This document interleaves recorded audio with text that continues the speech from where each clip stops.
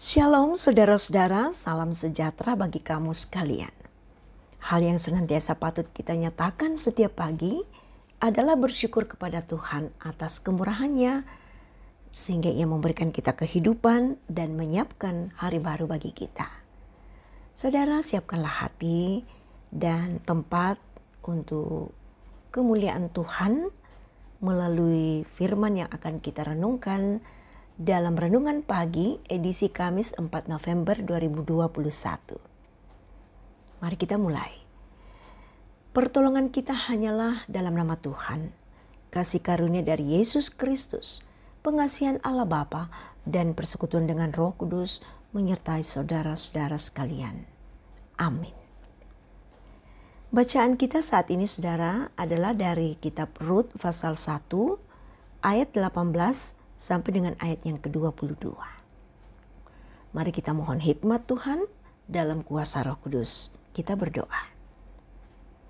Tuhan, kami hendak mengawali kehidupan kami saat ini dengan landasan yang kokoh dalam kebenaran firman-Mu. Dan kami telah menyediakan tempat yang terindah bagi sabda kebenaran Tuhan. Ya Roh Kudus, isi hati kami, karuniakan hati yang berhikmat, sehingga kami mengerti akan sabda Tuhan bagi kami. Berbicaralah ya Tuhan, kami siap mendengar. Amin. Rut pasal 1 ayat 18 sampai dengan ayat yang ke-22.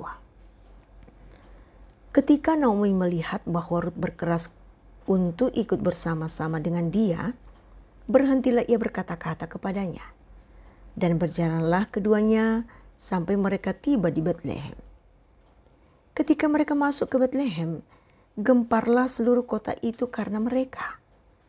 Dan perempuan-perempuan berkata, Naomi kah itu? Tetapi ia berkata kepada mereka, jangan sebutkan aku Naomi, sebutkanlah aku Mara. Sebab yang Maha Kuasa telah melakukan banyak yang pahit kepadaku. Dengan tangan yang penuh aku pergi, tetapi dengan tangan yang kosong Tuhan memulangkan aku. Mengapakah kamu menyebut aku Naomi?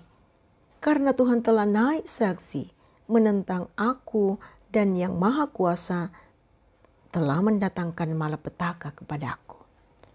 Demikianlah Naomi pulang bersama-sama dengan Rut, perempuan Moab itu, menantunya yang turut pulang dari daerah Moab. Dan sampailah mereka ke Betlehem pada permulaan musim menuai jelai. Amin. Berjuang dengan harapan. Itu tema kita saat ini. Saudara, semua orang sudah pasti merindukan kehidupan yang layak. Walaupun meraih kehidupan yang layak itu tak semudah membalik dan menutup telapak tangan. Untuk merasakan kehidupan yang layak, maka tidak sedikit orang yang harus pergi merantau keluar daerah atau bahkan keluar negeri untuk mencari pekerjaan yang dianggap bisa membuat sukses dalam kehidupannya. Dalam perikop pembacaan kita saat ini, kita merenungkan bahwa setelah Elimelek dan kedua anak yang sudah menikah dengan perempuan Moab, yaitu Orpa dan Rut, meninggal, maka Naomi bersama kedua menantunya menjadi janda. Akibatnya mereka tidak bisa lagi berbuat banyak karena tidak ada lagi yang dapat menjamin keberlangsungan kehidupan mereka. Hal ini membuat Naomi mengalami penderitaan dalam hidupnya, sehingga ia berniat pulang kampung ke Israel. Dalam keadaannya yang sangat terpuruk di negeri orang, akhirnya ia pulang kampung dan sampai-sampai ia menolak dipanggil Naomi, melainkan memilih dipanggil Mara yang artinya pahit. Sungguh bertolak belakang dengan arti nama Naomi yang sebenarnya berarti manis. Saudara-saudara yang dikasihi Tuhan, kita mesti sadar bahwa kegagalan kerap membawa seseorang terpuruk. Tapi walaupun demikian, kita juga harus merenungkan dengan iman bahwa kegagalan bukanlah akhir dari segala sesuatu untuk mendatangkan kebaikan. Sebab kita harus yakin Allah turut bekerja dalam kehidupan kita ini. Ya sudah pasti bahwa perjalanan hidup kita tak selalu mulus. Sebab ada kalanya Tuhan mengizinkan kegagalan terjadi. Walaupun demikian saudara, tanamkanlah di hati bahwa semua itu akan mendatangkan kebaikan jika kita tetap melaluinya dengan percaya penuh kepada Tuhan. Sebab Tuhan sanggup mengubah segala yang pahit itu menjadi manis. Seperti Naomi yang pada akhirnya diangkat Tuhan sebagai pemenang. Tuhan memberkati kita semua. Amin. Saudara, mari kita naikkan doa kita di hadapan Tuhan. Kita berdoa. Bapa yang sungguh baik, kami bersyukur atas waktu teduh yang Tuhan karuniakan bagi kami. Sekalipun kami berada dalam ruang yang berbeda, tetapi firman-Mu telah mempersatukan kami dan menyatukan kami dalam menyelami hadirat-Mu. Bersyukur kepadamu ya Tuhan untuk penguatan iman yang kami peroleh dari kebenaran firman-Mu pagi ini.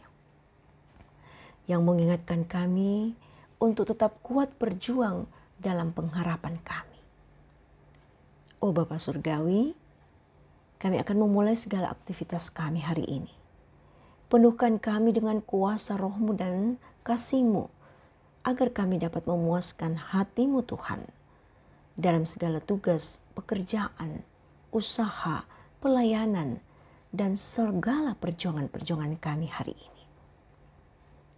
Kami menaruhkan harapan kami dalam tangan kasih-Mu. Semoga setiap kerinduan kami dapat terwujud. Bahwa yang sakit akan mengalami kesembuhan, yang berduka akan memperoleh kekuatan baru. Yang bergumul dengan kondisi masa tua diberi hati yang gembira. Yang mencari pekerjaan boleh mendapatkan pekerjaan. Yang mengikuti tes dapat lulus, dan bagi yang bergumul dengan masalah rumah tangga kiranya dipulihkan kembali. Namun bukan kehendak kami Tuhan yang akan terjadi, melainkan kehendak-Mu saja. Ya Tuhan, setiap hamba-hamba-Mu yang menyatu dalam saat teduh ini, dalam renungan pagi ini, kuasailah dengan cahaya wajah-Mu, dan penuhi dengan hadirat-Mu. Kami percaya yang terbaik dari Tuhan akan kami alami. Ampunilah dosa kami Tuhan, terima kami yang datang bermohon dan bersyukur di dalam Tuhan kami Yesus Kristus. Amin. Saudara, Tuhan mengutus kita kembali ke tengah-tengah kehidupan kita untuk menjalani aktivitas kita. Karena itu, mari kita terima berkat Tuhan. Tuhan memberkati engkau dan melindungi engkau. Tuhan menyinari engkau dengan wajah-Nya dan memberi engkau kasih karunia. Tuhan menghadapkan wajah-Nya kepadamu dan memberi engkau damai sejahtera. Amin. Demikianlah kebersamaan kita saat ini, saudara-saudara. Terima kasih atas kesetiaan kita. Selamat menikmati kebahagiaan hari ini. Jangan lupa terus menjaga kesehatan. Salam sehat selalu.